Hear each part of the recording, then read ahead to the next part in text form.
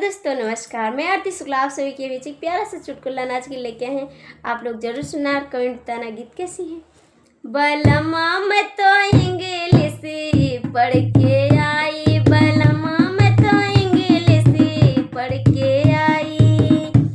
बलमा मैं तो इंग्लिश पढ़ के आई, बलमा मैं तो इंग्लिश पढ़ के आई, बलमा तेरी मामी नखड़े वाली, बलमा तेरी मामी नखड़े वाली, बलमा मैं तो उनसे बढ़ के आई, बलमा मैं तो उनसे बढ़ आई, बलमा मैं तो इंग्लिश पढ़ के आई, बलमा मैं तो इंग्लिश पढ़ के आई, बलमा तेरी भाभी झगड़े वाली, बलमा तेरी भाभी झगड़े वाली, बलमा मैं तो उनसे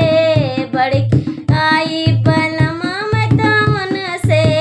बढ़ के आई, बलमा मैं तो इंग्लिश पढ़ के आई, बलमा मैं तो इंग्लिश पढ़ के आई, बलमा